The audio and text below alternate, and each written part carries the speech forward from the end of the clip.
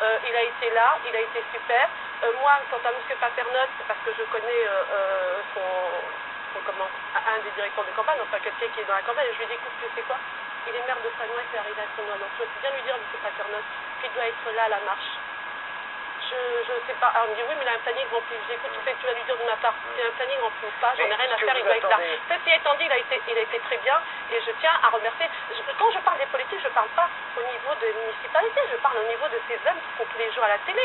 Parce qu'au niveau des nos hommes politiques, oui, au niveau des mairies locales, ils sont là, ouais. et puis ils ont été humbles, ils ont quand même, nous on avait déjà organisé la marche, quand le maire m'a appelé, je lui ai dit que l'organisation de la marche était déjà faite, parce que c'est les jeunes qui ont tout fait eux-mêmes, hein, en l'espace de 2 jours. Alors après il me dit oui, mais on voulait organiser la marche, je dis mais c'est déjà prévu, il m'a dit oui, mais il faut l'organiser avec comment on appelle ça, mais excusez-moi, je perds mes mots, je suis tellement émue, puis un encadrement avec la police et tout. Bien sûr, les jeunes. Yamina, je voudrais qu'on écoute un extrait de. C'est très important pour mes jeunes de Fos, voilà. Parce que c'est un groupe de jeunes de rap. Un groupe de rap de Fos. De la cité, des quartiers pavillonnaires qui se mélangent entre eux. C'est un hommage à Adrien qui était surnommé Deb, on écoute. Oui, voilà, merci.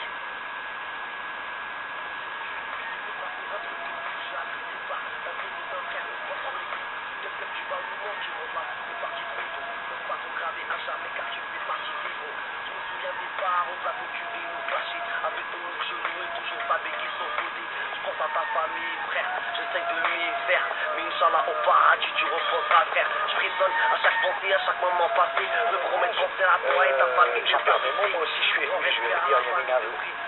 C'est une histoire qui est tellement terrible. Alors vous attendez quoi en publiant cette lettre? En publiant, en fait, vous ce que j'attends... espérez quoi? Que les politiques bougent. Et je veux que M. Sarkozy, je veux que tous ces gens, tous ces politiques, quelle que soit leur étiquette politique, moi je trouve un peu incroyable. Je ne devrais pas le dire, peut-être, je ne sais pas, parce que je vais encore me faire peut-être moi-même lyncher, mais bon, quand on perd un enfant dans les circonstances comme je l'ai perdu, je m'en fiche de ce qu'on peut me faire. Mais je peux vous dire que c'est quand même incroyable que les seuls qui ont salué la marche à Adrien, j'ai bien salué.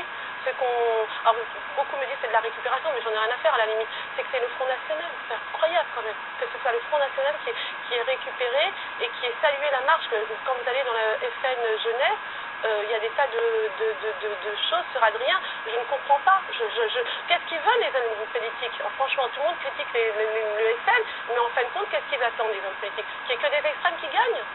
Non, mais moi je leur pose la question, qu'est-ce que vous voulez? Parce que vous vous rendez compte que moi, des jeunes qui venaient à la maison de toute origine, dont africains, arabes, français ou autres, ils ont dit, nous, il n'y a que qu'on aidé Adrien, on a voté pour le FN. Je me dis, attendez, avant de voter, déjà réfléchissez, pensez, vous avez 18, 19 ans, on ne vote pas comme ça du jour au lendemain, il faut des convictions. Ça fait combien de temps que vous étiez en banlieue? Ça faisait 20 ans qu'on habitait Fos, et avant j'habitais Paris. D'accord. Et vous avez vu la banlieue? Et avant Paris, j'habitais à... l'état général de la banlieue décliné? En 20 ans, entre le moment où je suis arrivée à Fos et maintenant, oui, complètement. Parce que justement, on a un lycée à Fos où il y a beaucoup d'histoires, où il y a, pour une histoire de copine ou je ne sais quoi, il y a des bandes qui arrivent des villes d'à côté, et puis il y a des bagarres entre jeunes, et ça, tous les jeunes ont trinqué, et ils peuvent même être fichés pour des conneries pareilles. Et franchement, c'est assez lamentable, mais...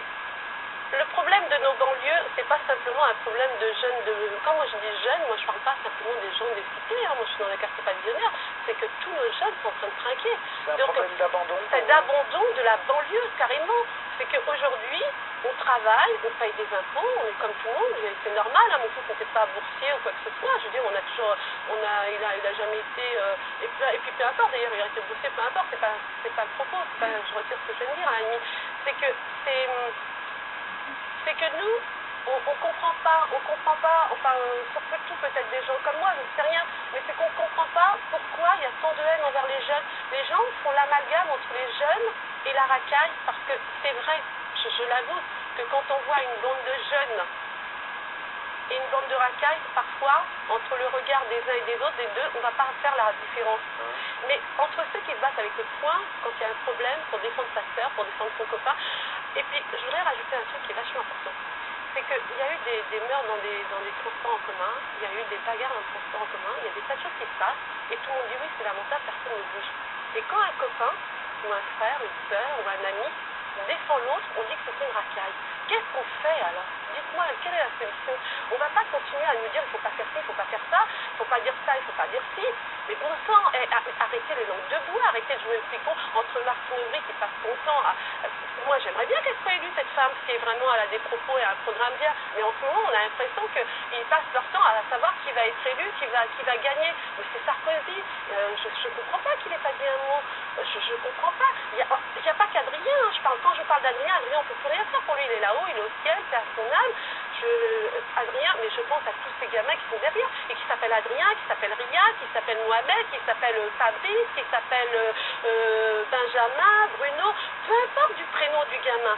C'est qu'à chaque fois qu'il y a un acte barbare sur un môme, parce qu'à 18 ans, il a 18 ans, il venait d'avoir 18 ans en juillet, il faut que les hommes politiques se mettent à faire ce qu'ils ont fait pour certaines autres personnes, à dire que c'est lamentable, que c'est pas normal. Il faut qu'ils ouvrent leur bouche, et qu'ils n'ouvrent pas leur bouche que quand il y a simplement des échos, ils disent moi je suis le meilleur, je suis le plus beau, votez pour moi.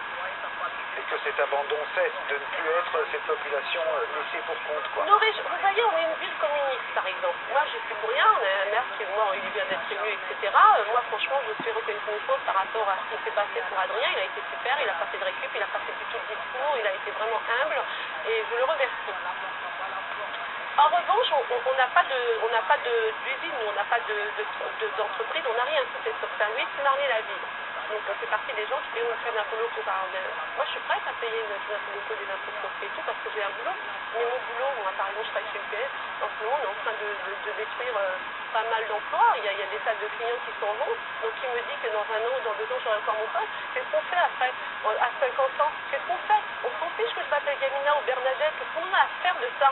C'est qu'aujourd'hui on se retrouve dans des situations impossibles. Moi j'ai vu des gens qui étaient cadres, qui avaient des moyens et tout, du jour au lendemain ils se sont retrouvés presque RMI, c'est sans rien et qui étaient français de souche.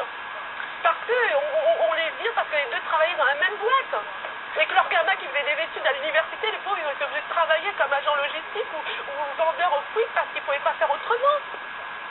Qu'est-ce qu'on fait? Je sais pas moi, on nous dit qu'il faut partir à droite, à gauche pour aller travailler, je veux bien. Mais nos enfants, vous pensez à vos enfants, vous, messieurs les présidents, vous, messieurs les ministres, vous avez de la chance. Quand vous avez des notes de frais, c'est pas 15 € par mois par jour que vous avez, nous on nous donne une limite de notes de frais. Mais vous, combien vous avez de notes de frais de repas par jour? Combien vous avez de notes de frais pour le week-end quand vous arrivez? Excusez-moi, mais je suis tellement... Je leur demande de dire quelque chose, de dire que cet acte est un acte barbare et que c'est lamentable. Je suis certain, Yamina, que suite à ce passage télé, vous allez avoir des réactions dès demain. Merci Yamina d'être venue jusqu'au plateau de BFM TV. Rendez-vous demain, 20h30.